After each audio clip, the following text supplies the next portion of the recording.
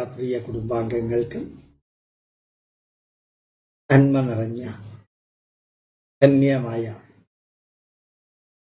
ചിന്താധാരകളും ഭാഗവത ക്ലാസ്സിലേക്കുള്ള സുസ്വാഗതം. എല്ലാവർക്കും എൻ്റെ പ്രണാമം. വളരെ വളരെ ധന്യമായ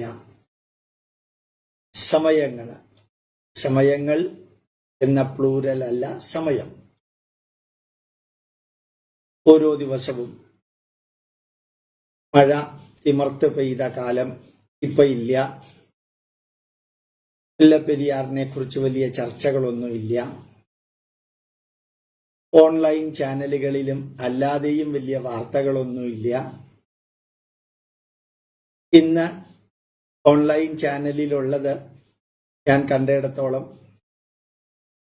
ഷാജഹാൻപൂരില് ഗംഗ ഹൈവേ അതിന്റെ ഉദ്ഘാടനത്തെക്കുറിച്ചുള്ള വലിയൊരു വാർത്ത എല്ലാ ചാനലും കൊടുത്തുകൊണ്ടേയിരിക്കുന്നു.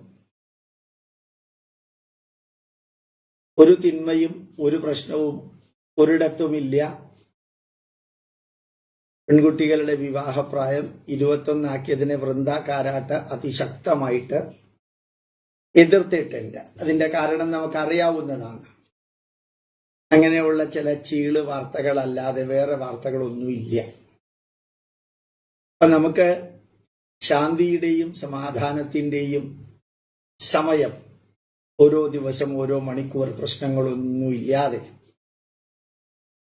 നമ്മുടെ ജഗ്ഗി വാസുദേവ് പറഞ്ഞതുപോലെ കാശി വിശ്വനാഥ ക്ഷേത്രം പൂർണ്ണമായാൽ പിന്നെ ഭാരതം സമാധാനത്തിന്റെ പരമകാഷ്ഠയിലേക്ക് എത്തും എന്ന് ഈശാസ്വാമി കുറേ പ്രാവശ്യം ചിരിച്ചുകൊണ്ട് ഇന്ന് നടത്തിയ ഒരു ഇന്റർവ്യൂവിൽ പറയുകയുണ്ടായി.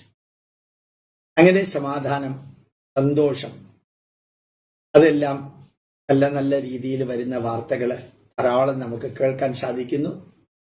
കുറേയൊക്കെ മറിച്ചുള്ള വാർത്തകൾ കേരളത്തിൽ നിന്നുണ്ടെങ്കിലും നമ്മളുടെ എല്ലാവരുടെയും ജീവിത ലക്ഷ്യം ഓരോ ദിവസവും പഠിക്കുക. പ്രഗത്ഭനായിട്ടുള്ള ഒരു റഷ്യൻ എഴുത്തുകാരൻ മലിനോവ്സ്കി, ഞാൻ MA സോഷ്യോളജി എടുത്തപ്പോ അദ്ദേഹത്തിന്റെ വരികൾ എനിക്ക് വളരെ അധികം ഇഷ്ടപ്പെട്ടതായിരുന്നു. ചരിത്രം ആര് പഠിക്കുന്നുണ്ടെങ്കിലും ചരിത്രം പഠിക്കുന്നത് ആരെക്കുറിച്ചുള്ള ചരിത്രമാണോ പഠിക്കുന്നത് അവർക്ക് പറ്റിയ തെറ്റുകൾ നമുക്ക് പറ്റരുത്. അവർക്ക് പറ്റിയ ശരികള്, അവർ ചെയ്ത ശരികള്, അത് നമുക്ക് ജീവിതത്തിൽ പകർത്താൻ സാധിക്കണം. അത് എന്തുകൊണ്ട് അങ്ങനെ? ഈ ജീവിതത്തില് ഓരോ കാര്യത്തെക്കുറിച്ചും പരീക്ഷണ നിരീക്ഷണങ്ങൾ നടത്തി ശരിയേത് തെറ്റേത് എന്ന് മനസ്സിലാക്കി അതിൽ നിന്ന് ശരിയെടുത്ത് ജീവിതത്തിൽ മുമ്പോട്ട് പോകാനുള്ള അത്രയും കാലഘട്ടം മനുഷ്യൻ ജീവിക്കുന്നില്ല. നല്ലൊരു വരിയാണ്. ശരിയും തെറ്റും പരീക്ഷണം നടത്തിയിട്ട് ശരിയെടുത്ത് ജീവിക്കാനുള്ള അത്രയും കാലം നമ്മൾ ജീവിക്കണില്ല. അതുകൊണ്ട് മറ്റുള്ളവർക്ക് സംഭവിച്ച ശരികള് അത് നമ്മളുടെ ശരികളാക്കുക, കൂടുതൽ ശരികളും ധർമ്മവുമാക്കുക. മറ്റുള്ളവർക്ക് പറ്റിയ തെറ്റുകൾ നമുക്ക് പറ്റാത്ത വിധത്തില് നമ്മൾ ധന്യമായിട്ട് മുമ്പോട്ട് പോവുക. ഭാഗവതം എങ്ങനെയാണ് ഇത്രയും അധികം ജനങ്ങളെ സ്വാധീനിക്കുന്നത്? ഭാരതീയര് ലോകത്തിൽ എവിടെയുണ്ട് അവിടെയെല്ലാം. നോർത്ത് ഇന്ത്യയില് സ്വാധീനിക്കുന്ന മറ്റൊന്ന് വലിയൊരു കാര്യമാണ് ഹനുമാൻ ചാലീസ. വളരെ കാര്യമായിട്ട് കുറേ കാലം അമേരിക്കയിലും കാനഡയിലും ഉണ്ടായിരുന്നപ്പോ അവിടെ ചില സായിബാബയുടെയും അമ്മയുടെയും അതുപോലെയുള്ള ഗ്രൂപ്പുകളുടെ ഒക്കെ ഗെറ്റ് ടുഗദറില് ട്രിനിഡാഡ്, ഫിജി, ഗയാന തുടങ്ങിയ സൗത്ത് ആഫ്രിക്ക, കെനിയ, സിറാലിയോൺ തുടങ്ങിയ സ്ഥലങ്ങളിൽ നിന്ന് ഈ അമേരിക്കയിലേക്കും കാനഡയിലേക്കും കുടിയേറി പാർത്ത ഹിന്ദുക്കളുടെ പ്രധാന ജോലി എന്ന് പറഞ്ഞാൽ ഹനുമാൻ ചാലീസ ആലപിക്കുക, ഒരുമിച്ച്. അതുപോലെ തുളസിദാസ രാമായണം ആലപിക്കുക. നല്ല രസം, വളരെ ഗംഭീരാണത്. നമ്മളുടെ നമുക്ക് കൂടുതലും ഭാഗവതത്തിൽ നിന്ന് നമ്മൾ എന്താ മനസ്സിലാക്കുക എന്നുള്ളത് ഇത്രയും ദിവസം കൊണ്ട് നിങ്ങൾ മനസ്സിലായി കാണും. ഇനി നമ്മൾ രഘുഗണന്റെയും ഭരതന്റെയും തമ്മിലുള്ള ഒരു പ്രത്യേക ദർശനമാണ്. ഭരതനാണെങ്കിൽ ഭഗവത്ഗീതയിൽ പറഞ്ഞതുപോലെ സ്ഥിതപ്രജ്ഞന്റെ പരമകാഷ്ഠയിൽ നിൽക്കുകയാണ്. രഘുഗണനാണെങ്കിൽ ഒരല്പമൊക്കെ അഹങ്കാരിയായിട്ടുള്ള ഒരാളാണ്. നമ്മളുടെ മനസ്സിലും ധാരാളം അഹങ്കാരമൊക്കെ ഉണ്ട്. നമ്മളുടെ എന്റേതുൾപ്പെടെ അതാണ് ഞാൻ നമ്മളുടെ എന്ന് ഉപയോഗിക്കുന്നത്.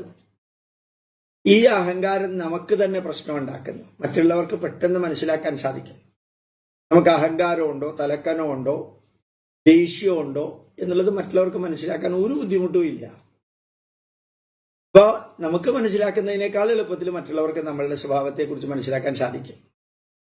അങ്ങനെ ഉള്ള നമ്മള് ഇതുമാതിരി ഏതെങ്കിലും നെഗറ്റീവുകൾ ഉണ്ടെങ്കിൽ ഒരു കഥാപാത്രത്തിൽ ഇതെല്ലാം കാണുകയും ആ കഥാപാത്രം കടന്നു പോകുന്ന വഴിയിലൂടെ നമ്മൾ കടന്നു പോകുമ്പോൾ ആ കഥാപാത്രത്തിന്, ആ രാജാവിനെ, രഘുഗണന് തെറ്റ് തിരുത്താനുള്ള ഒരു അവസരം ലഭിച്ചു. അവസരം ലഭിച്ച ഉടനെ ആ അഹങ്കാരം പ്രകടിപ്പിച്ചിരുന്ന വാക്കുകൾ നിരന്തരം പറഞ്ഞിരുന്ന ആ രഘുഗണൻ പെട്ടെന്ന് ഡൗൺ ടു എർത്തായി, ഭൂമിയോളം താഴ്ന്നു. ഒരു രാജാവ് ഭൂമിയോളം താഴ്ന്നു. ശരിക്കും അതൊരു കഥയാണ്, വെറും കഥയല്ല, കഥ, ഭാഗവതത്തിലെ കഥ. അതിൽ നിന്ന് നമുക്ക് എന്തെങ്കിലും പഠിക്കാനുണ്ടോ എന്ന് നോക്കാം. നമ്മുടെ മക്കൾക്കും പഠിക്കാനുണ്ടോ എന്ന് നോക്കാം. ഇതെല്ലാം പഠിക്കാനുള്ളതാണ്. ഇത് എപ്പോ, എവിടെ, എങ്ങനെ സംഭവിച്ചു എന്നുള്ളതല്ല. ഈ സംഭവിച്ചതിൽ നിന്ന് എനിക്കും നിങ്ങൾക്ക് എന്തെങ്കിലും പ്രയോജനം ഉണ്ടാവും. ഇന്ന് സത്യത്തിലെ രാവിലെ ഒരു യാത്ര, ചോറ്റാനിക്കര യാത്ര, അതുപോലെ തന്നെ ഹിൽ പാലസിലെ എല്ലാം നടന്നു. എത്രയാ പരിചയക്കാര്, ചിന്തിക്കാൻ സാധിക്കുന്നതിൽ അപ്പുറത്തുള്ള പരിചയക്കാര് വന്ന് നമസ്തേ പറഞ്ഞ് ചിലര് ഫോട്ടോ എടുത്ത്. ശരിക്ക് നമ്മൾ ഈ ചെയ്യുന്ന, നിങ്ങളുള്ളത് കൊണ്ടാണ് ഞാനുള്ളത്. ഇല്ലെങ്കിൽ ഞാൻ മാത്രമുള്ളതോട് പ്രയോജനമില്ല. വിളമ്പിക്കൊടുക്കാൻ ആളുണ്ടെന്ന് പറഞ്ഞുകൊണ്ട് കാര്യമില്ല. ഭക്ഷണം കഴിക്കാൻ ആളില്ലെങ്കിൽ വിളമ്പിക്കൊടുക്കാൻ ആളുണ്ടായതുകൊണ്ടും ഭക്ഷണം പാചകം ചെയ്തുകൊണ്ട് എന്ത് കാര്യം എന്ന് ചോദിക്കുന്ന മാതിരി നിങ്ങളും ഞാനും ഈ മഹായജ്ഞം ചെയ്യുമ്പോഴത്തേക്ക് ഉണ്ടാവുന്ന ഇഫക്റ്റ്, അത് സമൂഹത്തിൽ അഫക്റ്റ് ചെയ്യുന്നത്, അത് ഇന്ന് കണ്ടു നേരിട്ട് ഒരു 4 മണിക്കൂറിൽ കണ്ടതല്ല, അനുഭവിച്ചു. അക്ഷരാർത്ഥത്തിൽ അനുഭവിച്ചു. വളരെ ഗംഭീരമായിട്ട്, വിവരണാതീതമാം വിധത്തിൽ. പിന്നെ ഹിൽ പാലസിനെ കുറിച്ചൊക്കെ നാളെ നമുക്ക് പറയാം. അത് നാളത്തെ ഒരു പോസ്റ്റിങ്ങിനാണ്. ഞാൻ നിങ്ങളോട് പറയാനുള്ളത്, നമ്മളെല്ലാ കാര്യത്തിൽ നിന്നും കൂടുതൽ ഡൗൺ ടു എർത്ത് മനുഷ്യൻ എത്ര താഴാൻ പറ്റുമോ, അഭിമാനം പണയപ്പെടുത്താതെ, അടിമയാകാതെ, നമ്മുടേതായിട്ടുള്ള ആത്മാഭിമാനം നിലനിർത്തിക്കൊണ്ട് തന്നെ താഴാൻ സാധിക്കുന്ന ചില നല്ല അനുഭവങ്ങള്, വരികള്, വാക്കുകള്, കൊട്ടേഷൻസ്, ഉദ്ധരണികള്, കഥകള്. അതിലൊന്നാണ് രഘുഗണനും ഭരതനും തമ്മിലുള്ള കണ്ടുമുട്ടല്. നമുക്ക് കുറച്ച് സ്പീഡിൽ വായിക്കാം. സ്പീഡ് കൂടുന്നുണ്ടെങ്കിൽ നിങ്ങൾ പറയണം. ഒരിക്കല് സിന്ധു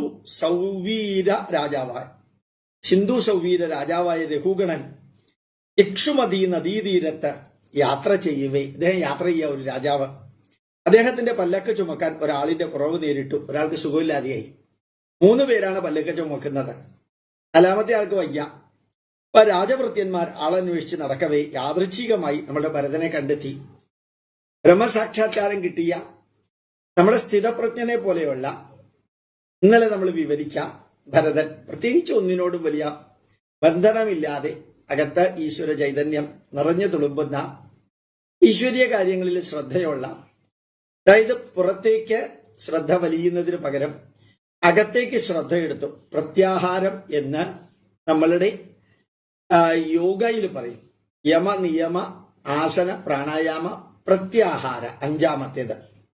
പ്രത്യാഹാരം എന്ന് പറയുമ്പോഴത്തേക്കും ഞാൻ എന്താണോ കേൾക്കുന്നത് അതിലെനിക്ക് വലിയ ശ്രദ്ധയൊന്നുമില്ല, കാണുന്നതിൽ വലിയ ശ്രദ്ധയൊന്നുമില്ല, വാസനിക്കുന്നതിലും വലിയ ശ്രദ്ധയൊന്നുമില്ല, തിന്നുന്നതിലും വലിയ ശ്രദ്ധയൊന്നുമില്ല, സ്പർശന സുഖം അതിലും വലിയ ശ്രദ്ധയൊന്നുമില്ല. പഞ്ചജ്ഞാനേന്ദ്രിയങ്ങളെ നല്ല രീതിയിൽ അകത്തേക്ക് വലിച്ച ആളാണ്, അകത്തേക്ക് എടുത്ത ആളാണ്. പുറത്തുള്ള ആനന്ദ സന്തോഷ കാര്യങ്ങളിലൊന്നും വലിയ ഇതില്ലാത്ത ഈ ഭരതനെ കണ്ടെത്തി. തടിച്ചു കൊഴുത്ത ദൃഢഗാത്രനായ യുവാവ്, കടുതയെ പോലെ ചുമട് ചുമക്കാൻ പറ്റിയവൻ എന്ന് തീരുമാനിച്ച് ഉണുലൊക്കെ ഇട്ടിട്ടുണ്ട്. ഒരു ബ്രഹ്മജ്ഞാനിയുടെ ലുക്കൊക്കെ ഉണ്ടെങ്കിലും തനി മന്ദബുദ്ധിയാണെന്ന് മനസ്സിലായപ്പോ പല്ലക്ക് ചുമക്കാൻ അയാളെ ഏർപ്പെടുത്തി. ഒരു തടസ്സവും പറയാതെ മഹാനുഭാവനായ ഭരതൻ പല്ലക്ക് ചുമന്നു. മുമ്പിൽ ഒരടിക്കപ്പുറം ദൃഷ്ടി പതിപ്പിക്കാത്ത വിധത്തില് ഭരതൻ അവനവനെ തന്നെ ഉള്ളിലേക്കാ നോക്കിയിരുന്നത്. പരിസരം മറന്ന് സ്വകൃത്യത്തിൽ ഏർപ്പെട്ടതോടെ പല്ലക്കിന്റെ ഗതി ആടിയുലഞ്ഞ് വിഷമസ്ഥിതിയിലായി. മറ്റൊരു സ്ഥലത്തൊരു കാര്യം കൂടി പറയുന്നുണ്ട്. സർവഭൂതഹിതേ രഥാഹ എന്ന് ഭഗവത്ഗീതയിൽ ഭഗവാൻ പറഞ്ഞ മാതിരി ഈ പല്ലക്ക് കൊണ്ടുപോകുന്ന ചുമക്കുന്ന സ്ഥലത്ത് കൂടെ പോകുമ്പോൾ ചില സ്ഥലത്ത് ഉറുമ്പ് ഇങ്ങനെ പോകുന്നുണ്ട്. അതിലെ ഒരെണ്ണം പോലും ചാകാതിരിക്കാൻ ഈ ഭരതൻ ആ ഉറുമ്പിന്റെ ഒരെണ്ണത്തിന് പോലെ കാല് നീട്ടിവെക്കും. അപ്പൊ പല്ലക്ക് ശരിക്കും ആടിയുലയും. കാരണം ബാക്കി 3 പേരും ഉറുമ്പുണ്ടോ പാമ്പുണ്ടോ നോക്കാതെ നടക്കുകയും ഇങ്ങനെ ഉറുമ്പ് ചാവരുത്, പല്ലി ചാവരുത്, ഒന്നും ചാവരുത് എന്ന് പറഞ്ഞ് ഏതെങ്കിലും ജന്തുക്കളുണ്ടെങ്കിൽ കാല് നീട്ടി വെക്കുകയും അതിന് താൻ കാരണം ഒരു പ്രശ്നം വരരുത് എന്ന് പറഞ്ഞിട്ട് കാല് ചിലപ്പോൾ അടുത്ത് വെക്കും, ചിലപ്പോൾ നീട്ടി വെക്കും. അങ്ങനെ വരുമ്പോഴത്തേക്കും പല്ലക്കിനെ അത് ബാധിക്കുന്നു. ഭരതൻ പരിസരം മറന്ന സ്വകൃത്യത്തിൽ ഏർപ്പെട്ടു. പല്ലക്കിന്റെ ഗതി ആടിയുലഞ്ഞ് വിഷമസ്ഥിതിയിലായി. എന്താണ് പല്ലക്ക് ആടിയുലയുന്നതെന്ന് രാജാവ് രഘുഗണൻ ഭൃത്യന്മാരോട് ആരാഞ്ഞു. രാജാവിന്റെ കോപവചനങ്ങൾ കേട്ട് ഭയന്ന ഭൃത്യന്മാർ ശിക്ഷയുണ്ടാകുമെന്ന് കരുതി ഇങ്ങനെ അറിയിച്ചു. രാജാക്കന്മാർക്ക് ഭയമായി. നരദേവ എന്ന് വെച്ചാൽ മനുഷ്യന്മാരിൽ ദേവനായിട്ടുള്ള അല്ലയോ രഘുഗണൻ ചക്രവർത്തി, ഞങ്ങളല്ല കുറ്റക്കാര്, ഞങ്ങൾ ശ്രദ്ധയോടെയാണ് കൃത്യം നിർവഹിക്കുന്നത്. ഈ പുതിയ ചുമട്ടുകാരനാണ് കുഴപ്പമുണ്ടാക്കുന്നത്. ഇവനോടൊപ്പം പല്ലക്ക് ചുമക്കാൻ ഞങ്ങൾക്ക് പ്രയാസമായിരിക്കുന്നു എന്ന് രാജാവിനെ അറിയിച്ചു. കൂട്ടത്തിലുള്ള ഒരാൾ പിഴച്ചാൽ അതെല്ലാവരെയും ബാധിക്കുമെന്ന് നിശ്ചയിച്ച മഹാരാജാവ് കോപിഷ്ഠനായി.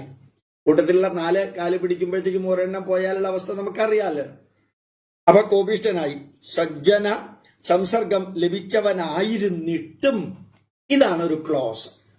രഘുഗണൻ നല്ലവനാണ്, നന്മയുള്ളവനാണ്, അദ്ദേഹത്തിന് തിന്മയില്ല. പക്ഷെ പോകുന്ന യാത്രയിൽ ഇങ്ങനെ ഇടയ്ക്കിടയ്ക്ക് ഏതോ പഞ്ചറായിരിക്കുന്ന ടയറിൽ യാത്ര ചെയ്യുന്ന മാതിരി പോയാൽ അത് വലിയ പ്രശ്നമാണ്. അബ്നോർമൽ ആയിട്ടുള്ള ടയറിൽ ഒരു വണ്ടി ഇങ്ങനെ അപ്പും ഡൗൺ ആയിട്ട് പോയി കഴിഞ്ഞ് കഴിഞ്ഞാൽ യാത്ര ചെയ്യാൻ സാധിക്കില്ല എന്ന് പറയുന്ന മാതിരി ഒരാൾ കുഴപ്പക്കാരനാണ്. മഹാരാജാവ് കോപിഷ്ഠനായി.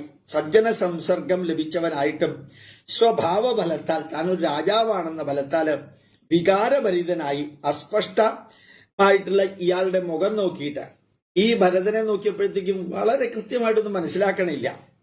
ഭസ്മത്താൽ മൂടിയ അഗ്നി പോലെ വിളങ്ങിയിരുന്ന, ഭസ്മത്താൽ മൂടിയ അഗ്നി പോലെ വലിയ തേജസ് ഒന്നും പുറത്തുനിന്ന് നോക്കിയാലില്ല. ഭരതനോട് ഇങ്ങനെ രഘുഗണൻ പറഞ്ഞു. എന്താ സ്നേഹിത ഉപയോഗിച്ച വാക്ക് നോക്കുക. കളിയാക്കിയതാണെങ്കിലും എടാ പട്ടി പൂച്ചേ കടക്ക് പുറത്ത് മാറി നിൽക്ക് അങ്ങനെയൊന്നും പറഞ്ഞില്ല. മറിച്ച് എന്താ സ്നേഹിത എന്നാ വിളിച്ചത്. അപ്പൊ അങ്ങ് വളരെ ക്ഷീണിച്ചു പോയല്ലോ, അത് കളിയാക്കലായിരുന്നു. വളരെ ദൂരം തനിയെ ചുമക്കുകയായിരുന്നല്ലോ, അതും കളിയാക്കിയതാണ്. കാരണം 4 പേരുണ്ടായിട്ടും വളരെ നേരം ഒറ്റയ്ക്ക് ചുമന്ന മാതിരി ആണല്ലോ താൻ ഇങ്ങനെ ക്ഷീണിച്ചു പോയത്.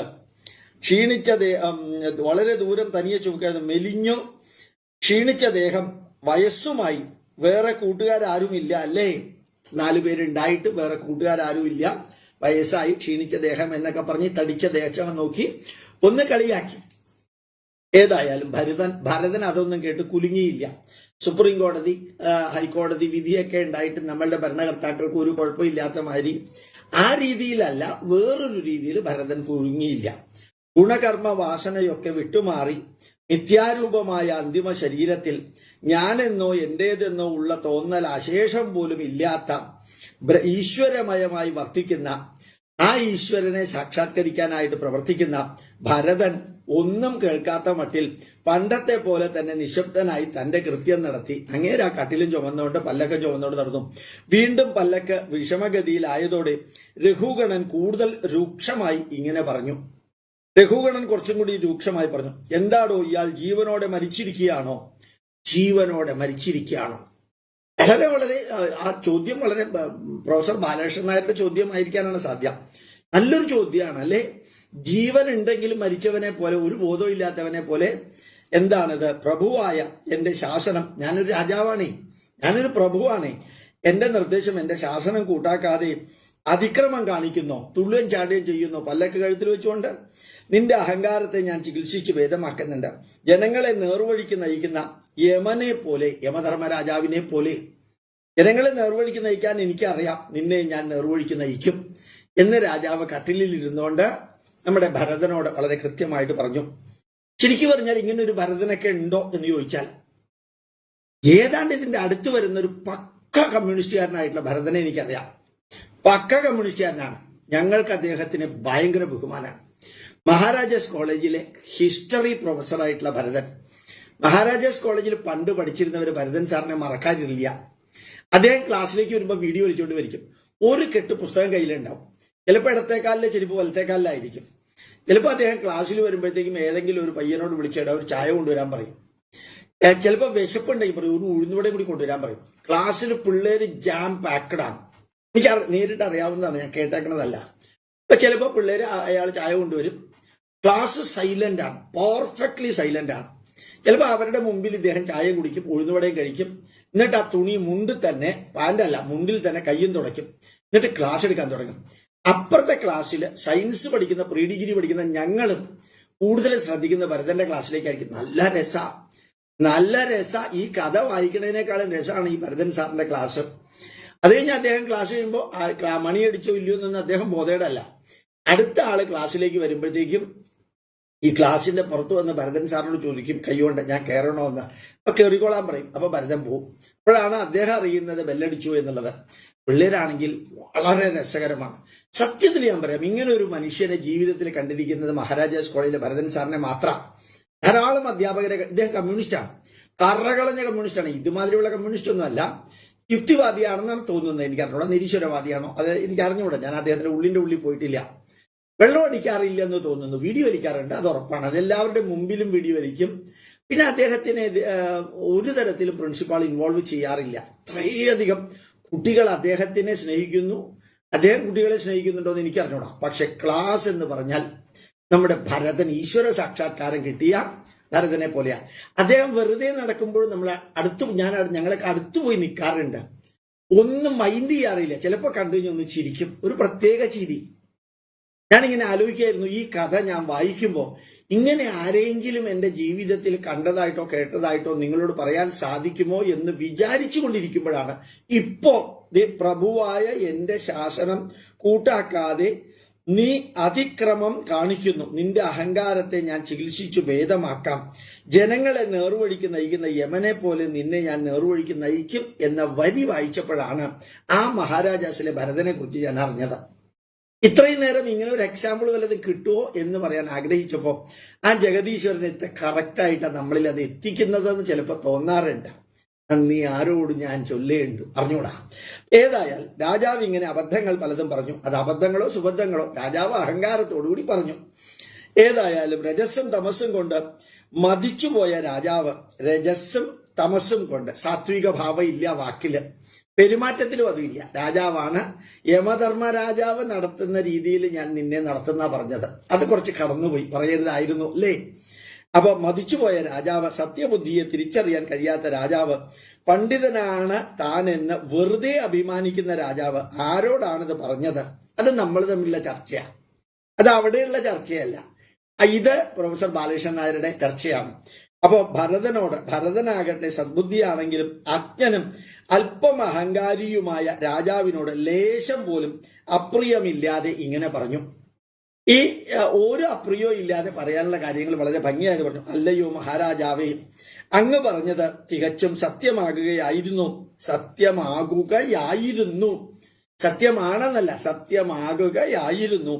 യഥാർത്ഥത്തിൽ ഞാൻ സ്വാമിയായ അങ്ങയുടെ ഭാരം ചുമക്കുന്നുണ്ടായിരുന്നു എങ്കിൽ യാത്ര ചെയ്യുന്ന എനിക്ക് കടന്നു പോകേണ്ട വഴി ഉണ്ടായിരുന്നു എങ്കിൽ അതുപോലെ അങ്ങയുടെ ജഡദേഹത്തെ മുൻനിർത്തി തടിച്ച് കൊഴുത്തതെന്നും മറ്റും പറയുന്നത് അജ്ഞന്മാരായ മൂഢന്മാരാണ് എന്ന് അങ്ങയെ ബോധ്യപ്പെടുത്താൻ എനിക്ക് സാധിച്ചിരുന്നു എങ്കിൽ അറിവുള്ളവരെ അങ്ങനെ പറയാറില്ല എന്ന് ഞാൻ വിശ്വസിക്കുന്നു എങ്കിൽ പ്രഭോ, വണ്ണം, മെലിഞ്ഞ ശരീരം, ആധി, വ്യാധി, വിശപ്പ്, ദാഹം, ദേഷ്യം, ഇച്ഛ, ജ്വരം, ഉറക്കം, രതി, കോപം, അഹങ്കാരം, ദുഃഖം എന്നിവയൊക്കെ ദേഹം സ്വീകരിച്ചു ജനിക്കുന്നവർക്കുള്ളതാണ്.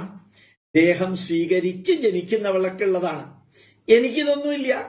കാരണം ഞാനിപ്പോ യത് ഭാവ തദ് ഭവതി, ഞാനിപ്പോ ഈ ശരീരവും അല്ല, ഞാൻ ഈ ദേഹവുമല്ല, ഈ വികാര വിചാരങ്ങളൊന്നും അല്ല ഞാൻ ആ ലെവലൊക്കെ കടന്നു. ഇങ്ങനെ ഒരാളുണ്ടെങ്കിൽ രാമകൃഷ്ണ പരമഹംസറാണ്. അദ്ദേഹത്തിന്റെ ജീവചരിത്രം വായിച്ചാൽ അറിയാം. അത് ഇന്ത്യക്കാരൻ എഴുതിയതല്ല, പുറത്തുള്ള ഒരുവൻ എഴുതിയതാണ്. കാരണം മനസ്സ് ഹിന്ദു ധർമ്മത്തിനോട് വലിയ ബന്ധമൊന്നും ഇല്ലാതെ കണ്ടത് അതേപോലെ എഴുതിയിരിക്കുന്ന ഒരു വ്യക്തിയുടെ പേര് എനിക്ക് ഓർമ്മ വരണില്ല. രാമകൃഷ്ണ പരമഹംസർ ഏതാണ്ട് ഇതേ ലെവലിലായിരുന്നു. അപ്പൊ ഇതൊക്കെ ജനിക്കുന്നവനാണ്. എനിക്ക് ഇവയൊന്നും തന്നെ ഇല്ല. അതായത് സമശത്രൗജ മിത്രേജ തഥാ മാന അപമാനയോഹോ ശീത ഉഷ്ണ സുഖ ദുഃഖേഷു സമസംഗ വിവർജിത തുല്യനിന്ദാ സ്തുതിർമൗനി സന്തുഷ്ടോ ഏന കേനച്ചിത് അനികേത സ്ഥിത മധിർ. ബാക്കിയുള്ളതിലേക്ക് ഞാൻ കിടക്കണില്ല. അപ്പൊ അങ്ങനെ എനിക്കിതൊന്നുമില്ല, ഞാനിതൊന്നും ബോധേടുമല്ല. തേങ്ങാപ്പിണ്ണാക്കാണോ ആരോ ഒരാൾ പറഞ്ഞ മാതിരി ഹിന്ദുത്വം ഇല്ലാത്ത ഹിന്ദുയിസം ആണെങ്കിൽ ഞാൻ ഫോളോ ചെയ്താലും, എണ്ണയില്ലാത്ത കൊപ്രയാണെങ്കിൽ ഞാൻ തിന്നോളാന്ന് പറയുന്ന മാതിരി. ഏതായാലും രാജാവെ, ജീവിച്ചിരിക്കുക മരിക്കുക എന്നതൊക്കെ ആദിയും അന്തവുമുള്ള വികൃത ജഡത്തിന്റെ സ്വഭാവമാണ്. ഇതൊക്കെ കേൾക്കുമ്പോൾ തന്നെ ഏതാണ്ടൊക്കെ ശരിയാവും. വി എസ് അച്യുതാനന്ദനൊക്കെ ആണെങ്കിൽ സ്വഭാവങ്ങളാണ്. ശുദ്ധബോധരൂപനായ എന്റെ സ്വഭാവങ്ങളല്ല ഈ പറഞ്ഞതൊന്നും. അല്ലയോ മാന്യമതേ, സ്വത്ത സ്വാമി എന്ന ബന്ധമൊക്കെ നിയോഗവും അനുസരണയും ഉള്ളിടത്തോളം അപ്പോഴേ ഉണ്ടാവും.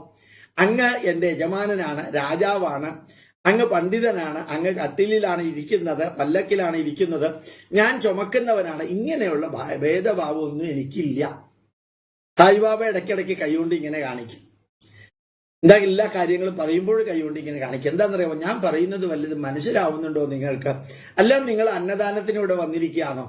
അതല്ല ഇവിടെ വന്നിട്ട് വളരെ ഫ്രീ ആയിട്ട് 7 രൂപയ്ക്കും 5 രൂപയ്ക്കും കിട്ടുന്ന കാപ്പിയും ചായയും വടയും കഴിക്കാൻ വന്നിരിക്കുകയാണോ എന്നൊക്കെ ചോദിക്കുന്ന മാതിരി കൈകൊണ്ട് ഇങ്ങനെ കാണിക്കും. ഏതായാലും അതിനൊന്നും അവിടെ ആരും വരാറില്ല. കുറേയധികം ആൾക്കാർ സായിബാബയുടെ സാന്നിധ്യം പ്രതീക്ഷിച്ചും ഉണ്ടായിരുന്ന കാലത്ത് അദ്ദേഹത്തിന്റെ ദർശനവും അനുഗ്രഹവും പ്രതീക്ഷിച്ചുമാണ് സ്ട്രിക്റ്റ് ആയിട്ടുള്ള അവിടേക്ക് അദ്ദേഹം വരുന്നത്, അല്ല ജനങ്ങൾ വരുന്നത്. അപ്പൊ ഇതൊക്കെ ബന്ധവും നിയോഗവും അനുസരണയും ഉള്ളിടത്തോളം നിയമനമേ ഉണ്ടാവുള്ളൂ. അതൊന്നും എനിക്ക് ബന്ധമില്ല, എനിക്ക് ബന്ധനമില്ല. ഇവിടെ എന്നെ അവയൊന്നും ബാധിക്കുന്നില്ല. എന്തൊരു രസമായിട്ടുള്ള വാക്കാൻ നോക്കും. ഏത് മനുഷ്യനും ആവട്ടെ, നാരായണത്ത് ഭ്രാന്തനെ പോലെ എന്നെ ഇതൊന്നും ബാധിക്കണില്ല. ചുടലക്കാട്ടില് മന്ത് ചൂടാക്കിക്കൊണ്ടിരിക്കുമ്പോ ചുടല ഭദ്രകാളി വന്നു അത്രേ. നീ ആരാണ് എന്ന് ചോദിച്ചു നാരായണത്ത് ഭ്രാന്തനോട്. നാരായണത്ത് ഭ്രാന്തൻ പറഞ്ഞു, ഞാൻ ആരാണെന്ന് പറയുന്നതിന് മുമ്പ് ഇങ്ങനൊരു ചോദ്യം ചോദിച്ചാൽ നീ ആരാണ് എന്ന് പറ. അല്ല, ഞാൻ പറഞ്ഞതിന് മുമ്പ് നീ പറ.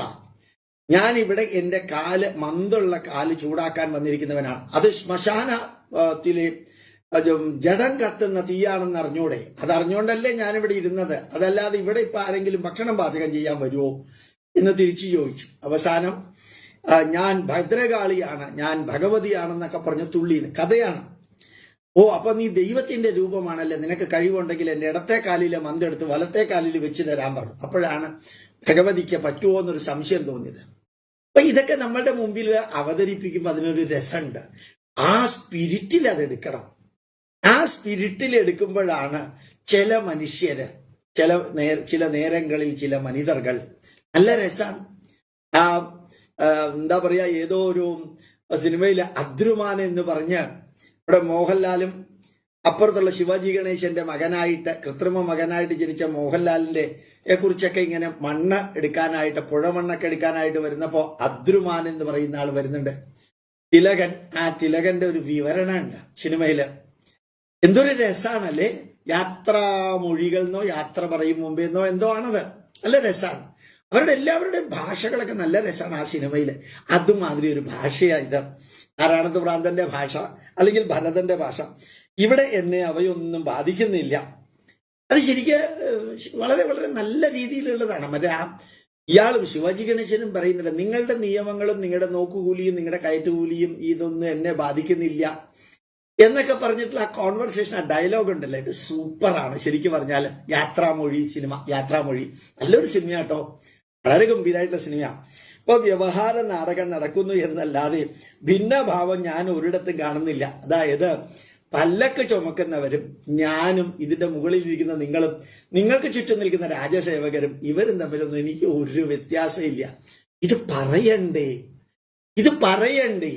അതായത് നമ്മുടെ വാരണാസിയിലെ കോറിഡോർ ഗോപുരം നിർമ്മിച്ചവരുടെ കൂടെ ഇരുന്ന് ഊണ് കഴിക്കണ്ടേ, അവർക്ക് പുഷ്പവൃഷ്ടി നടത്തണ്ടേ, പറ്റണ്ടേ? അവിടെ കാണാൻ വന്ന ദിവ്യാംഗനയായിട്ടുള്ള ഒരു സ്ത്രീ, മോദിയുടെ 1/3 പൊക്കമേ ഉള്ളൂ ആ സ്ത്രീക്ക്, അവരുടെ കാല് തൊട്ട് വന്നിക്കണ്ടേ, ആ ഇടനാഴിയിലൂടെ നടക്കണ്ടേ, മനസ്സ് വരണ്ടേ? ഏതോ ഒരു വയസ്സിന് ഒരു തൊപ്പി ഉണ്ടാക്കിയിട്ട് ഒരു ഷാളും കൊണ്ട് പിടിച്ചു നിൽക്കുന്നു, സെക്യൂരിറ്റിയാ ചുറ്റും.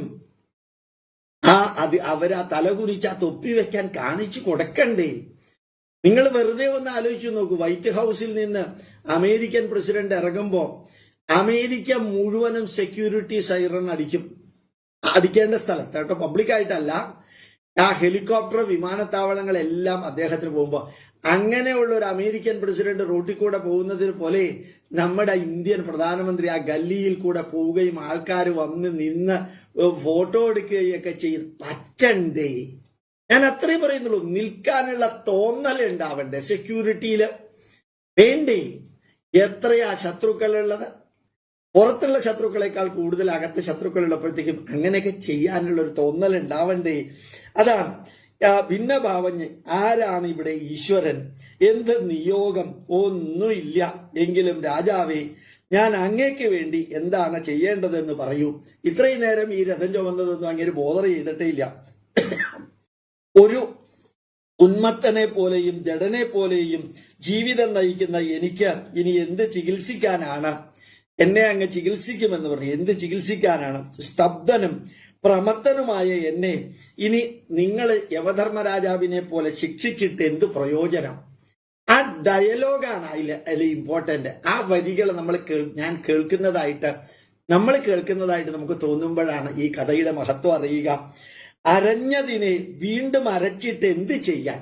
അരഞ്ഞ അരിമാവ് അല്ലെങ്കിൽ ഉഴുന്ന് അരഞ്ഞതിനെ വീണ്ടും അരച്ചിട്ട് എന്തു പ്രയോജനം? അരഞ്ഞതിനെ വീണ്ടും അരച്ചിട്ട് എന്തു പ്രയോജനം? ആ വലന് രാജാവിന്റെ ഭീഷണിപ്പെടുത്തലിന് പരിഹാരമായി ഇത്രയും പറഞ്ഞിട്ട് ഈ ഭരതൻ തന്റെ കർമ്മപ്രാരബ്ധം ചെയ്തു തീർക്കാൻ എന്നവണ്ണം പല്ലൊക്കെ ചുമന്ന് മുന്നോട്ട് നീങ്ങി. അല്ലയോ പാണ്ഡവേയ അറിവുള്ളവരെ എന്നോ, സിന്ധു സംവീരപതിയായ രഘുഗണൻ എന്താ പറയാ, തത്വജിജ്ഞാസയിൽ നല്ല ശ്രദ്ധയുള്ള ആളായിരുന്നു. അതാണ് അയാളുടെ പ്രത്യേകത. അതാണ് തെറ്റ് തിരുത്താൻ കപ്പാസിറ്റി ഉള്ളവനാകണം. തെറ്റ് നമുക്കൊക്കെ പറ്റും. തെറ്റ് എനിക്ക് പറ്റും. നമ്മൾ അഹങ്കാരമുള്ളവനാവും, ദേഷ്യമുള്ളവനാവും, നമുക്ക് എല്ലാവർക്കും തെറ്റുകൾ പറ്റും. പക്ഷേ ആ വിവേകം എന്ന് പറയുന്നത്, ബുദ്ധി വൈഭവം എന്ന് പറയുന്നത്, അകത്ത് നന്മയുണ്ടെന്ന് പറയുന്നത് അതിതാണ്. അതായത് എന്താ പറയുക, അർഹിച്ചത് ഇന്നൊരു പള്ളിയിലച്ഛൻ പറയുന്ന കേട്ടു. അർഹിച്ചത് നമ്മൾ ആൾക്കാർക്ക് കൊടുക്കുമ്പോൾ അതിനെ സ്നേഹം എന്ന് പറയും. അർഹിക്കാത്തത് നമ്മൾ അവർക്ക് കൊടുക്കുമ്പോഴത്തേക്കും അതിനെ കരുണ എന്ന് പറയും. ഒരു പള്ളിയിലച്ഛന്റെ വരിയാണ്, എനിക്കത് വളരെ ഇഷ്ടപ്പെട്ടു. അർഹിച്ചത് നമ്മൾ ആൾക്കാർക്ക് കൊടുക്കുമ്പോൾ നമ്മുടെ സ്നേഹം പ്രകടിപ്പിക്കും. അർഹിക്കാത്തത് നമ്മൾ കൊടുക്കുമ്പോഴത്തേക്കും അത് കരുണയാണ്. പള്ളിയിലച്ഛന്റെ വരിയ നല്ല ഒരു വരിയായിട്ട് തോന്നി. ഇവിടെ ഈ രഘുഗണൻ തത്വജിജ്ഞാസയിൽ നല്ല ശ്രദ്ധയുള്ളവനായിരുന്നു. അതാണ് ഭാഗവതത്തിന്റെ പ്രത്യേകത. അയാള് ഒരു തിന്മ നിറഞ്ഞവനായിരുന്നു എന്ന് ലേബല് കുത്താൻ നമ്മുടെ ശ്രീശുക ബ്രഹ്മർഷി റെഡിയായില്ല. അല്ലെങ്കിൽ ഭാഗവതം നിർമ്മിച്ച നമ്മുടെ ഭഗവാൻ വേദവ്യാസനും റെഡിയായില്ല. അപ്പൊ മുദ്ര കുത്തിയില്ല. നന്മയുണ്ട്, പക്ഷെ ബിഹേവിയറിൽ ഒരു രാജാവിന്റെ അഹങ്കാരമുണ്ട്. അങ്ങനെയും ഉണ്ടാവാലോ അല്ലേ? ഇപ്പൊ ഹൃദയഗ്രന്ഥി മോചന സമർത്ഥമായ ഭരതവചനം, ഹൃദയത്തെ പിടിച്ചു കുലുക്കുന്ന ഭരതവചനം അദ്ദേഹത്തെ പിടിച്ചു കുലുക്കി. കേൾക്കുമ്പോ തന്നെ ഒരു രസമുണ്ട്. തിന്മ നിറഞ്ഞവന്റെ മനസ്സ് മാറി നന്മയിലേക്ക് വരുന്നു, പിടിച്ചു കുലുക്കി. എല്ലാ അധ്യാത്മം വെളിപ്പെടുത്തുന്ന കാര്യങ്ങളാണ് ഇദ്ദേഹം പറഞ്ഞത്. എല്ലാ ആധ്യാത്മിക ആചാര്യന്മാരും ഗ്രന്ഥങ്ങളും വെളിപ്പെടുത്തുന്ന കാര്യമാണല്ലോ ഭരതൻ പറഞ്ഞത് എന്ന് രഘുഗണന് ബോധമായി. രാജാവ് പെട്ടെന്ന് പല്ലക്ക് നിർത്തി താഴെ ഇറങ്ങി. രാജാവ് എന്ന ഭാവം ഉപേക്ഷിച്ച് ഭരതന്റെ കാൽക്കൽ വീണ് വണങ്ങി ക്ഷമാപൂർവം ഇങ്ങനെ പറഞ്ഞു. അത് കേൾക്കുമ്പോ തന്നെ നമ്മളുടെ ഒരു കഥയാണ്, വെറും കഥ. നമ്മുടെ രോമം എഴുന്നേൽക്കുന്ന ഒരു അനുഭവം. എന്തേ കാരണം? ഇതാണ് ഭക്തി വിവേകം, നമ്മുടെ ബുദ്ധി വൈഭവം, വകതിരിവ് എന്നൊക്കെയുള്ള വാക്കുകൾ ഉപയോഗിക്കുന്നത്. നല്ല ഇത് കാച്ചിപ്പൊടി അച്ഛനാണ് പറഞ്ഞതെന്നാണ് ഒരാൾ എഴുതിയിരിക്കുന്നത് കേട്ടോ. ഏത് അച്ഛനാണെങ്കിലും നല്ലത് പറഞ്ഞാൽ നല്ലത് തന്നെയല്ലേ. ഏതായാൽ ഒരു പാരഗ്രാഫ് കൂടി വായിച്ചിട്ട് നമുക്ക് നിർത്താം. അപ്പൊ ഭരതന്റെ കാൽക്കൽ വീണു. അത് കേൾക്കുമ്പോ തന്നെ ഒരു സന്തോഷമുണ്ട്. കാരണം ഞാനാണ് എല്ലാം എന്ന് പറഞ്ഞ് നടന്ന ഒരു മനുഷ്യൻ അയാൾക്ക് അങ്ങനെ കിട്ടേണ്ടതാണെന്ന് വിചാരിച്ചുകൊണ്ടിരിക്കുന്ന സമയത്താണ് അയാൾ പെട്ടെന്ന് ഡൗൺ ടു എർത്ത് ആയിട്ട് വന്ന് ഭരതനെ നമസ്കരിക്കുന്നത്. ഭരതൻ നമ്മുടെ ആരുമല്ല, രഘുഗണനും നമ്മുടെ ആരുമല്ല. പക്ഷെ ഇവർ നമ്മളുടേതായി തീരുന്നത് എപ്പോഴാണെന്നറിയാമോ? ആ ഭരതന്റെ ധന്യമായ മനോഭാവം. രഘുഗണൻ നമ്മളുടേതായി തീരുന്നത് എപ്പോഴാണെന്നറിയാമോ? ഡൗൺ ടു എർത്ത് വന്ന് ഭരതന്റെ കാല് പിടിച്ചപ്പോ ആകാശം ഇടിഞ്ഞു വീണിട്ടില്ല, സുനാമി ഉണ്ടായിട്ടില്ല, മുല്ലപ്പെരിയാർ അണക്കെട്ട് പൊട്ടിയിട്ടില്ല, ഒന്നും സംഭവിച്ചിട്ടില്ല. പക്ഷേ ഒരു ചെറിയ കാര്യം, അഹങ്കാരിയായ മനുഷ്യൻ പെട്ടെന്ന് താഴ്ന്ന് ഈ കാല് പിടിച്ചു. അതൊരു ഭൂമി കുലുക്കാണ് മനുഷ്യന്റെ സ്വഭാവത്തില്. അടുത്തത്, ഇങ്ങനെ മറഞ്ഞ് സഞ്ചരിക്കുന്ന അവിടെ നിന്ന് ആരാണ്? മറഞ്ഞ് കണ്ടു കഴിഞ്ഞാൽ ഒരു ബോധമില്ല, തനി മണ്ടൻ, അങ്ങ് ആരാണ് എന്ന് ചോദിച്ചു. ബ്രഹ്മജ്ഞാനത്തിന്റെ യജ്ഞോപവീതം കാണാനുണ്ടല്ലോ, ഏത് അവധൂതനാണ് അങ്ങ്? ആരുടെ മകനാണ് അങ്ങ്? ഇവിടെ എങ്ങനെ അങ്ങ് വന്നെത്തി? എന്നെ രക്ഷിക്കാൻ എത്തിച്ചേർന്ന കപിലമുനി തന്നെയാണോ അവിടുന്ന്? എന്നെ രക്ഷിക്കാനായി എത്തിച്ചേർന്ന കപിലമുനി തന്നെയാണോ അവിടുന്ന്? എനിക്ക് ഇന്ദ്രന്റെ വജ്രായുധത്തെ ഭയമില്ല, ശിവന്റെ തൃശൂലത്തെയും ഭയമില്ല, കാലന്റെ ദണ്ഡത്തെയും ഭയമില്ല. എന്നാൽ ബ്രഹ്മനിഷ്ഠയായ അങ്ങയെ പോലെയുള്ള ഈശ്വര സാക്ഷാത്കാരം ലഭിച്ച ബ്രഹ്മസ്ഥിതപ്രജ്ഞനായി വന്ന് ചേരുന്ന അങ്ങയെ പോലെയുള്ളവരെ ഞാൻ അത്യന്തം ഭയപ്പെടുന്നു. അത് ഭയപ്പെടണം. അത് ബഹുമാന ഭയഭക്തിയാണ്. അത് ഭയഭക്തിയാണ്. അപ്പോ ഞാൻ ഭയപ്പെടുന്നു. ഭഗവൻ, അങ്ങ് പറയൂ, നിസ്സംഗനായി വിജ്ഞാനനിധിയായ അങ്ങ് ഒരു ജഡനെ പോലെ ഒളിഞ്ഞു സഞ്ചരിക്കുന്നു. യോഗാനുഭവത്തിൽ കോർത്തിണക്കപ്പെട്ട അങ്ങയുടെ വാക്കുകളെ ഒരിക്കലും എനിക്ക് അവഗണിക്കാനാവില്ല. ഞാനാണെങ്കിൽ ആത്മജ്ഞാനങ്ങളിൽ അഗ്രഗണ്യനും യോഗീശ്വരനും പരമഗുരുവുമായ കപില മഹർഷിയെ അന്വേഷിച്ചു പുറപ്പെട്ടതാണ്. ഞാൻ കപില മഹർഷിയെ അന്വേഷിച്ചു പുറപ്പെട്ടതാണ്. അദ്ദേഹം ഈശ്വരന്റെ അവതാരം തന്നെയാണ്. അദ്ദേഹത്തിൽ നിന്നും സംസാര മോചനത്തിനുള്ള ഉപായം ചോദിച്ചറിയാനാണ് എന്റെ പുറപ്പാട്. അങ്ങ് ലോക നിരീക്ഷണത്തിനായി ഒളിഞ്ഞു സഞ്ചരിക്കുന്ന ഭഗവാൻ തന്നെയാണ്. ലോക നിരീക്ഷണത്തിനായി ഒളിഞ്ഞു നടക്കുന്ന ഭഗവാൻ തന്നെയാണ്. എന്നെ പോലെ ഗൃഹാസക്ത ബുദ്ധിയായ ഒരുവന് അങ്ങയെ എങ്ങനെ തിരിച്ചറിയാൻ കഴിയും? അതായത് എന്റെ ഇൻകേപ്പബിലിറ്റിയെ ഞാൻ സബ്മിറ്റ് ചെയ്യാണ്. അവിടെയാണ് നമ്മുടെ ഗ്രേറ്റ്നെസ്, നമ്മുടെ ഗ്രേറ്റ്നെസ്. അതായത് ഞാൻ ചില കാര്യത്തിൽ ഇൻകേപ്പബിൾ ആണ്, എനിക്ക് കപ്പാസിറ്റി കുറവാണ്, എനിക്ക് കുഴപ്പങ്ങളുണ്ട്. അത് കൊണ്ട് എന്നെ പോലെയുള്ളവർക്ക് എങ്ങനെയാ അങ്ങയുടെ മഹത്വം തിരിച്ചറിയാൻ സാധിക്കാന്ന് പറഞ്ഞാൽ അതിന്റെ അർത്ഥം ഹി സറണ്ടേർഡ്, കീഴടങ്ങി എന്നുള്ളതാണ്. ആ കീഴടങ്ങൽ ഒരു വിജയമാണ്. കീഴടങ്ങല ഇന്നലെയും ഞാൻ പറഞ്ഞു, നമ്മൾ ഒന്ന് താഴ്ന്നാൽ എന്താ വ്യത്യാസം അറിയോ? ശരിക്കും അതാണ് എർത്തുക്വേക്ക്. ഈ അഹങ്കാരമുള്ള വ്യക്തികൾ, നമ്മളെ പോലെയുള്ളവര് ഒന്ന് താഴ്ന്നു അച്ഛന്റെ അടുത്ത്, അമ്മയുടെ അടുത്ത്, മകന്റെ അടുത്ത്, മകളുടെ അടുത്ത്, മരുമകളുടെ അടുത്ത്. ഇനി എത്ര കാലം ഉണ്ട് ഞാൻ? മകനെ, മണി 4:30 അല്ല 4:45, സൂര്യൻ അസ്തമിക്കാൻ 6:10, 6:15, അത്രയല്ലേ ഉള്ളൂ ഞാൻ. നിനക്ക് 11 മണിയല്ലേ ആയുള്ളൂ നിന്റെ ജീവിതത്തില്. ഞാൻ എന്റെ ഭാഗത്ത് വല്ല തെറ്റുണ്ടെങ്കിൽ ക്ഷമിച്ചൂടെ? ഇനി അച്ഛന്റെ ഭാഗത്ത് നിന്നൊന്നും ഉണ്ടാവില്ല കേട്ടോ. ശരിക്ക് ഈ ഒരു സറണ്ടറിങ് അല്ലേ രഘുഗണൻ നടത്തിയത്? അപ്പോ ഗൃഹാസു, എനിക്ക് സംശയങ്ങൾ അങ്ങയുടെ മുമ്പിൽ സമർപ്പിക്കുന്നു. കർമ്മം കൊണ്ടുണ്ടാകുന്ന ക്ഷീണം ഭരണകർത്താവായ എനിക്ക് അനുഭവപ്പെടുന്നുണ്ടല്ലോ. ഭരണത്തിന്റെ ക്ഷീണം എനിക്ക് അനുഭവപ്പെടുന്നുണ്ടല്ലോ. അതുകൊണ്ട് ഞാൻ അത് അങ്ങേക്ക് ഉണ്ടാകുമെന്ന് അനുമാനിക്കുന്നു. വ്യവഹാരം അങ്ങനെ അസത്യമാണെന്ന് തള്ളിക്കളയാൻ പറ്റുമോ? രാജാവായിട്ട് ഭരിക്കുന്ന ഞാൻ ആ രാജകർമ്മം ചെയ്ത് യാത്ര ചെയ്യുന്ന സമയത്ത് എനിക്കുണ്ടാകുന്ന ക്ഷീണം, ശാരീരികമായിട്ടുള്ള അസ്വാസ്ഥ്യം, അതങ്ങനെ തള്ളിക്കളയാൻ സാധിക്കുമോ? പറ്റുമോ? ഉള്ള കുടത്തിലല്ലേ വെള്ളം കൊണ്ടുവരാൻ പറ്റൂ? ഉള്ള കുടത്തിലല്ലേ, ഫിലോസഫിയാണിത്. ഉള്ള കുടത്തിലല്ലേ വെള്ളം കൊണ്ടുവരാൻ പറ്റൂ, ഇല്ലാത്ത കുടത്തില് വെള്ളം കൊണ്ടുവരാൻ സാധ്യമല്ലല്ലോ. ഉരുളി ചൂട് പിടിച്ചാൽ അതിലെ വെള്ളം ചൂടാകുന്നു, അതിലിട്ടിരിക്കുന്ന അരി വേകുന്നു. അതുപോലെ ദേഹേന്ദ്രിയങ്ങൾക്കുണ്ടാകുന്ന ക്ലേശങ്ങൾ മനസ്സിനും ആത്മാവിനും സംഭവിക്കാതെ പറ്റുമോ? എന്റെ മനസ്സിനും എന്നെയും ഒക്കെ ബാധിക്കുന്നു ശരീരത്തിലെ ക്ഷീണം. ഉദാഹരണങ്ങൾ നോക്കൂ. ഉരുളിയിലുള്ള വെള്ളം ചൂടാവുന്നു, അതിലിട്ട അരി വേവുന്നു, കാരണം ചോട്ടിൽ ചൂടുണ്ട്. അപ്പൊ ഉരുളി ചൂടാവുമ്പോ അതിലിട്ടിരിക്കുന്നത് ചൂടാകുന്നു. ശരീര മനസ്സോ യോഗ പരസ്പരം അനുവ്രജേത് ആധാര ആധേയ ഭാവേന തപ്താജ്യ ഘടയോരിവ. അതാണ് ഇപ്പൊ ഇവിടെ പറഞ്ഞിരിക്കുന്നത്. ശരിക്കും ചൂടുള്ള പാത്രത്തിലേക്ക് എണ്ണ ഒഴിച്ചാൽ എണ്ണ ചൂടാവും. ചൂടുള്ള എണ്ണ തണുത്ത പാത്രത്തിലേക്ക് ഒഴിച്ചാൽ അപ്പൊ പാത്രം ചൂടാവും. ചൂട് എവിടെയാണോ ഉള്ളത് അവിടെ നിന്ന് അപ്പുറത്തേക്ക് കിടക്കെന്ന് പറയുന്ന മാതിരി ആ രാജാവ് എന്ത് ഗംഭീരമായിട്ടുള്ള ഫിലോസഫിയാ പറയുന്നതല്ലേ. കഥാരൂപത്തിൽ ഫിലോസഫി പറയുമ്പോഴത്തേക്കും അത് വിവരിക്കാൻ സാധിക്കുന്നത് ഒരു പുണ്യമാണ്. അതുപോലെ ദേഹേന്ദ്രിയങ്ങൾക്ക് ഉണ്ടാകുന്ന ക്ലേശങ്ങൾ മനസ്സിനും ആത്മാവിനും സംഭവിക്കാതെ പറ്റുമോ? രാജാവ് ശാസിക്കുന്നവനും രക്ഷിക്കുന്നവനും അല്ലേ? അതല്ലേ ഞാനും ചെയ്തത്, ശാസിക്കുന്നവനും രക്ഷിക്കുന്നവനും. അപ്പോൾ രാജാവിന്റെ ശാസനം അരഞ്ഞതിനെ അരയ്ക്കും പോലെ നിഷ്പ്രയോജനം എന്ന് കരുതാൻ പറ്റുമോ? അരഞ്ഞതിനെ അരയ്ക്കുന്നത് പോലെ രാജാവിന്റെ ശാസനം നിഷ്പ്രയോജനം എന്ന് പറയാൻ സാധിക്കുമോ എന്ന് ഭരതനോട് രഘുഗണൻ ചോദിക്കുകയാണ്. അപ്പോ നിഷ്പ്രയോജനം എന്ന് കരുതാൻ പറ്റുമോ? അച്യുതാരാധനയായ സ്വധർമ്മം നിർവഹിക്കുന്ന രാജാവിൽ പാപമൊന്നും പറ്റിച്ചേരാൻ ഇടയില്ലല്ലോ. ഈശ്വരാരാധനയോ ആയി രാജാവ് രാജ്യം ഭരിക്കുമ്പോ പാപമൊന്നും പറ്റിച്ചേരാൻ സാധ്യമല്ലല്ലോ, ഇടയില്ലല്ലോ. രാജാവ് എന്ന ദുരഭിമാനം കൊണ്ട് ഈശ്വര സ്വരൂപിയായ അങ്ങയോട് ഞാൻ വല്ല തെറ്റും ചെയ്തിട്ടുണ്ടെങ്കിൽ അത് പുറത്ത് എന്നിൽ കരുണാകടാക്ഷം ചൊരിയണം. എനിക്ക് അജ്ഞാന തമസ് ഒഴിഞ്ഞു പോകാൻ ഇടവരണം. അജ്ഞാന തപസ് ഒഴിഞ്ഞു പോകാൻ, തപസ്സല്ല തമസ്, എന്റെ വാക്ക് തെറ്റിയതാണ്. അജ്ഞാന തമസ് ഒഴിഞ്ഞു പോകാൻ ഇടവരണം.